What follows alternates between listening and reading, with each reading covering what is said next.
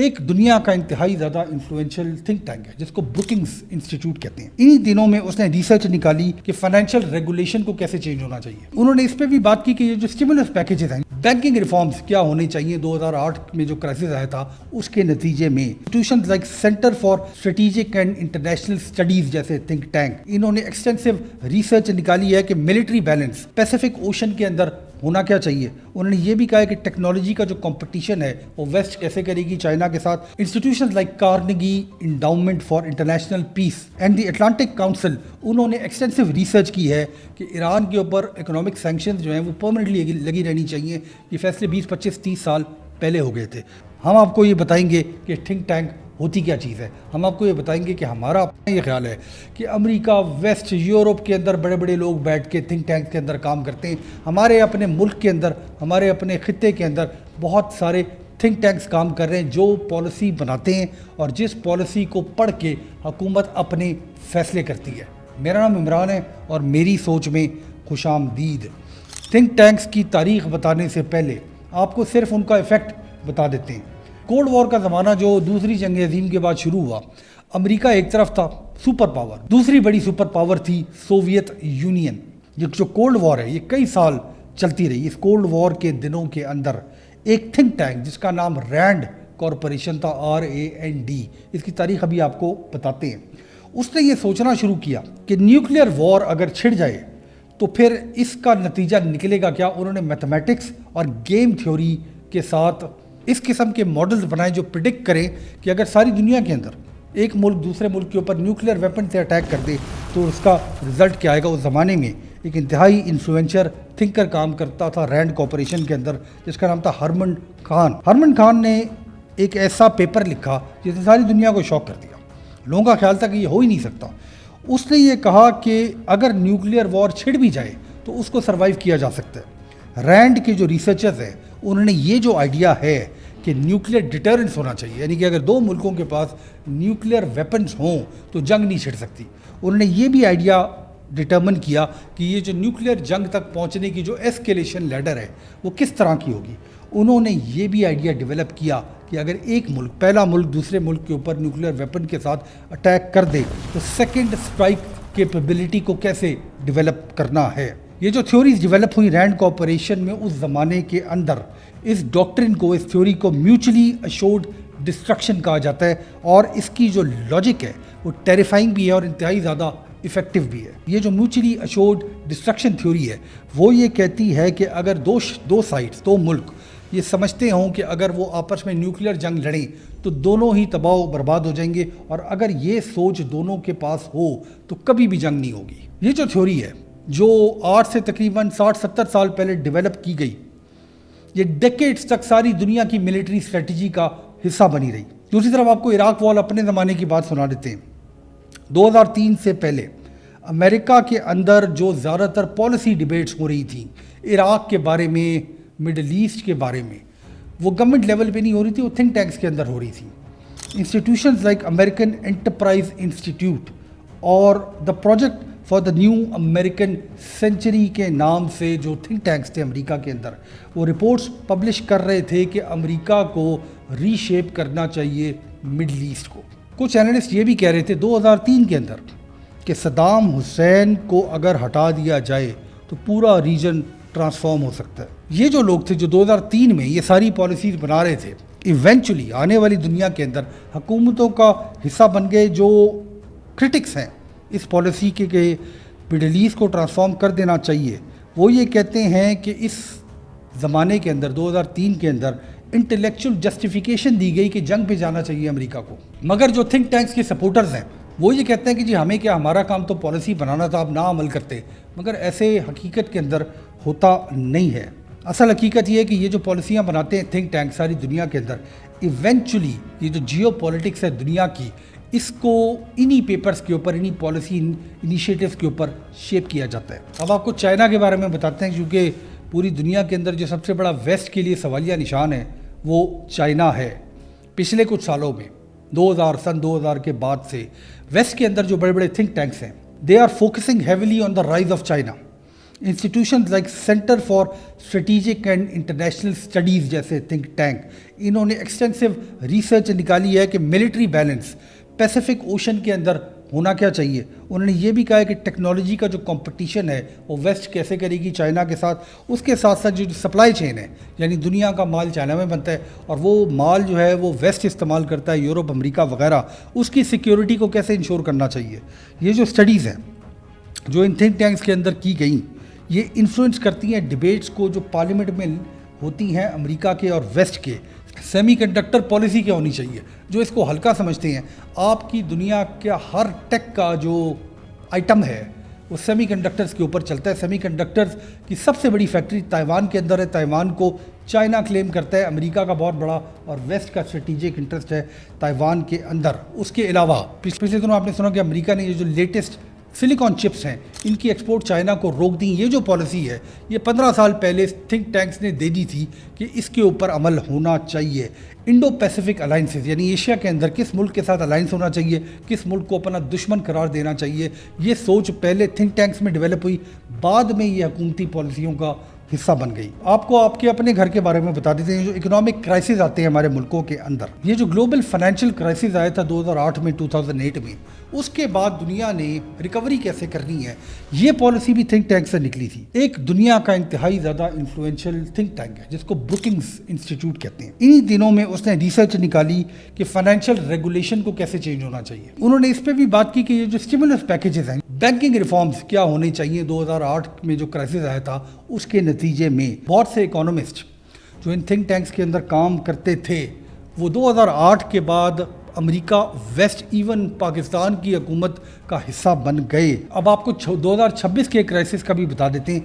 Sanctions और Iran, think tanks जो हैं वो काफ़ी अरसे से स्टडीज़ पब्लिश कर रहे हैं on the Iran question for the waste. Institutions like Carnegie endowment for international piece, मज़ेदार नाम है ये, एंड द अटलांटिक काउंसिल, उन्होंने एक्सटेंसिव रिसर्च की है कि ईरान के ऊपर इकोनॉमिक सैंक्शंस जो हैं वो परमानेंटली लगी रहनी चाहिए। ये फैसले 20, 25, 30 साल पहले हो गए थे। उन्होंने ये भी जो डिप्लोमेसी की ऑप्शंस हैं ईरान के क्राइसिस के अंदर, इस पे 15-20 साल से काम चल रहा है। उसके अलावा जो न्यूक्लियर नेगोशिएशन हो रही हैं कि ईरान को न्यूक्लियर वेपन्स नहीं बनाने चाहिए, ये पहले पॉलिसी जो है वो इन थिंक टैंक्स ने बनाई, जो आज अमेरिका की गवर्नमेंट पॉलिसी है। अब ये तमाम बातें सुन के अगर आप थोड़ा सा परेशान हो गए, थोड़ा सा हिल गए और आप थोड़ा सा सोच रहे हैं कि ये लोग कौन हैं जो थिंक टैंक्स बनाते, थिंक टैंक्स एक्चुअली होते क्या हैं, तो आपको थोड़ी सी इसकी तारीख बता देते हैं। ये जो मॉडर्न थिंक टैंक का इकोसिस्टम है ये असल में दूसरी जंग अज़ीम, सेकेंड वर्ल्ड वॉर के बाद स्टार्ट हुआ। इस जंग से पहले, दूसरी जंग अज़ीम से पहले जो हुकूमतें थी, दूसरी जंग अज़ीम से पहले वैसे ब्रिटिश राज भी था। अमेरिका जो है वो इमर्ज कर रहा था as a super power. Asia की वैसे कोई औकात नहीं थी उस टाइम। उस टाइम भी हुकूमतों के जो लोग थे वो यूनिवर्सिटीज़ के जो प्रोफेसर्स थे, जो मिलिट्री के सीनियर लोग थे और जो सिविल सर्वेंट्स थे सीनियर, जो हुकूमत और निज़ाम और जियो पॉलिटिक्स को समझते थे, उनसे मशवरे वगैरह करते थे। मगर इस जंग के बाद, सेकेंड वर्ल्ड वॉर के बाद, हर चीज़ तब्दील हो गई। अचानक जो बड़ी बड़ी हुकूमतें थी जो सेकेंड वर्ल्ड वॉर को जीत गई थी, उनको अब मैनेज करने थे अपने मुल्कों के अंदर न्यूक्लियर वेपन्स। उनको मैनेज करना था ये जो ग्लोबल मिलिट्री अलाइंसेस बने थे नेटो की तरह के, उनको मैनेज करना था ये जो टेक्नोलॉजी का कंपटीशन है कि अगर एक जहाज़ या एक टेक्नोलॉजी एक मुल्क के पास है, वेस्ट के पास है, तो वो दूसरे मुल्क के अंदर ना चली जाए। और इकोनॉमिक रिकन्स्ट्रक्शन, चूँकि जंग के अंदर शदीद नुकसान हुआ था यूरोप का और उसको ज़ाहिर दोबारा बनाना था, तो अमेरिका के अंदर, यूनाइटेड स्टेट्स के अंदर एक बड़ी ही इम्पॉर्टेंट रियलाइजेशन हुई। मॉडर्न स्ट्रेटजी को बनाने के लिए एक परमानेंट रिसर्च इकोसिस्टम चाहिए। उन्होंने रियलाइज़ किया कि जो मुल्क के अंदर पॉलिटिशियंस इलेक्ट होकर आते हैं, कुछ पढ़े लिखे होते हैं, कुछ नहीं होते, कुछ एक तरह से सोचते हैं, कुछ दूसरी तरह से सोचते हैं। तो एक ऐसा सिस्टम होना चाहिए, एक ऐसा इकोसिस्टम होना चाहिए जो हर वक्त रिसर्च कर रहा हो कि करना क्या चाहिए, मुल्क के अंदर आइंदा आने वाले दिनों के अंदर स्ट्रेटजी होनी क्या चाहिए। तो 1946 के अंदर यूएस एयरफोर्स ने क्रिएट किया रैंड कॉरपोरेशन। ये दुनिया का पहला थिंक टैंक था। रैंड का मिशन जो था बड़ा ही सिंपल था, इंतहाई रेवोल्यूशनरी था कि जंग के बारे में रिसर्च करे इससे पहले कि जंग छिड़ जाए। रैंड कॉरपोरेशन इस सारी कहानी की सिर्फ शुरुआत थी अगले चंद डेकेड्स के अंदर, यानी 1960s, 70s, 80s के अंदर।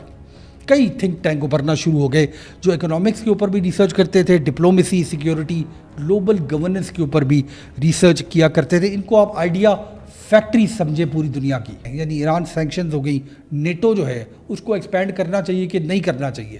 یعنی آج کل یہ خبر تھی کہ یوکرین کو حصہ بنانا ہے نیٹو کا, تو یہ پالیسی جو ہے وہ کسی تھنک ٹینک کے اندر آلریڈی ریسرچ کر لی گئی ہوگی. اس کے علاوہ جو آرٹیفیشل انٹیلیجنس ہے اس کے اوپر بھی تھنک ٹینکس کے اندر کافی عرصے سے کام ہو رہا ہے. اور انفلیشن یعنی ہمارے ملک کے اندر افراط زر مہنگائی کتنی ہونی چاہیے, یہ بھی ویسے تھنک ٹینکس ہی ڈیسائیڈ کرتے ہیں جو دنیا کے میجر تھنک ٹینکس ہیں. ویسے تو آپ کو یہ بتائیں گے کہ آپ کے ملک کے اندر بھی تھنک ٹینکس کون سے ہیں, مگر پوری دنیا کے جو بڑے تھنک ٹینکس ہیں اس میں بروکنگز انسٹیٹیوشن ہے امریکہ کے اندر, کاؤنسل آن فارن ریلیشنز, اس کے علاوہ centre for strategic and international studies اور ہیریٹیج فاؤنڈیشن کے نام آتے ہیں رینڈ کوآپریشن کے علاوہ. یہ ہنڈریڈز آف رپورٹس نکالتی ہیں ہر سال.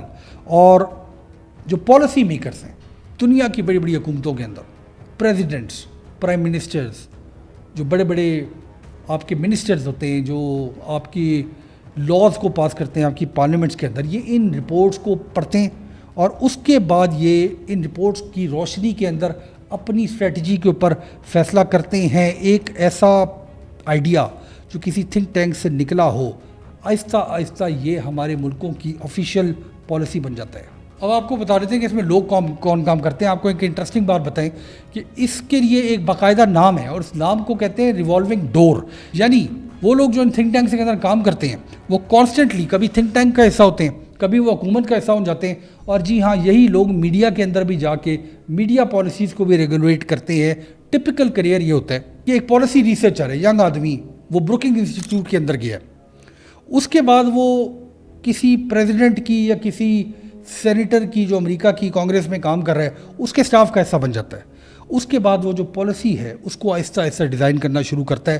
فائنلی جب وہ پالیسی ڈیزائن کر دیتا ہے تو وہ وہاں سے فارغ ہو کے دوبارہ بروکنگز انسٹیٹیوشن کے اندر آ جاتا ہے اور ایونچولی CNN کے اوپر, BBC کے اوپر, فاکس نیوز کے اوپر ایز این ایکسپرٹ بیانات بھی دینا شروع کر دیتا ہے. یعنی ہر طرف جو ہے وہ اس قسم کے لوگوں کا ہاتھ ہوتا ہے. سسٹم جو بنا ہوا ہے ساری دنیا کے اندر, ہمارے اپنے ملک سمیت اتنا ٹائٹ نیٹ ورک ہے کہ آئیڈیا جو ہے وہ ریسرچ انسٹیٹیوشن سے پولیٹیکل پاور کے اندر گول گول گھومتے رہتے ہیں. تھنک ٹینکس کا کام یہ ہے کہ وہ آئیڈیاز کی لیبارٹری ہوں.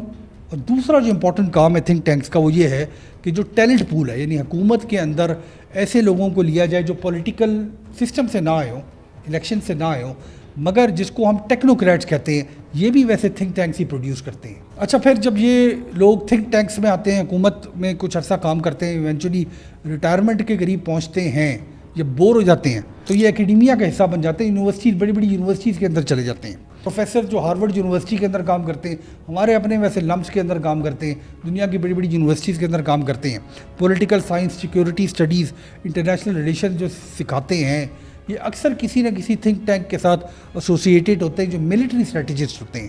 یعنی ریٹائرڈ جنرلز یا ایسے لوگ جو ڈیفینس کو کی پلاننگ کرتے ہیں, یہ بھی عموماً تھنک ٹینک کو جوائن کر لیتے ہیں تاکہ ملٹری اسٹریٹجی کے اوپر کام کیا جائے. ویپن سسٹم, یعنی ایک ملک کے پاس کیپیسٹی کتنی ہے جنگی ہتھیار بنانے کی, یا سیکیورٹی الائنسز کے اوپر پیپرز نکالے جائیں کہ آپ کے ملک کو کس ملک کے ساتھ دوستی کرنا ضروری ہے. پچھلے دنوں پاکستان سعودیہ کا جو پیکٹ ہوا, اس کے اوپر بھی پروبیبلی کسی تھنک ٹینک میں کام کیا گیا ہوگا. اکانومسٹ جو ہوتے ہیں تھنک ٹینک سے ایسوسیٹ, وہ financial system, global trade, artificial intelligence, cyber security, ہر قسم کے معاملات کے اندر کام کر رہے ہوتے ہیں, ریسرچ کر رہے ہوتے ہیں. اور آپ کو بڑی ہی انٹرسٹنگ بات بتاتے ہیں کہ یہ لوگ جو تھنک ٹینک کے اندر کام کرتے ہیں بہت ہی تھوڑے پیسے ملتے ہیں ان کو دنیا کے حساب سے.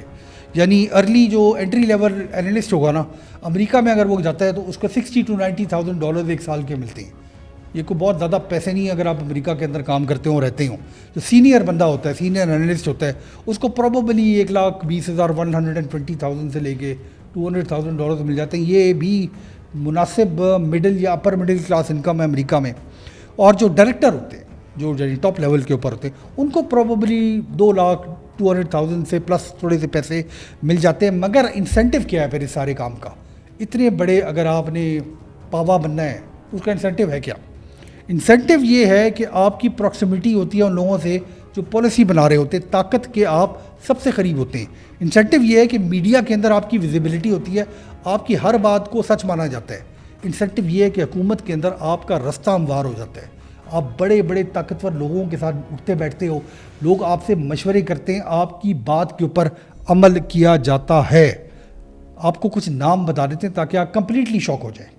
کونڈیلیزا رائس, جو لوگ فالو کرتے ہیں دنیا کی پولیٹکس کو, یہ امریکہ کی نیشنل سیکیورٹی ایڈوائزر تھیں, اس کے بعد US سیکرٹری آف اسٹیٹ تھی. ان کا تعلق جو ہے وہ ہوور انسٹیٹیوشن تھنک ٹینک سے تھا. اینتھنی بلنکن, یہ US سیکرٹری آف اسٹیٹ تھے. یعنی US سیکرٹری آف اسٹیٹ, جن لوگوں کو نہیں پتا, امریکہ میں پریزیڈنٹ کے بعد سب سے امپورٹنٹ جو گورنمنٹ کی پوسٹ ہوتی ہے وہ US سیکرٹری آف اسٹیٹ ہوتا ہے. یہ ساری دنیا کے معاملات کو چلاتا ہے. یہ وہ شخص ہوتا ہے جس سے سب سے زیادہ امریکن پریزیڈنٹ مشورے کرتا ہے.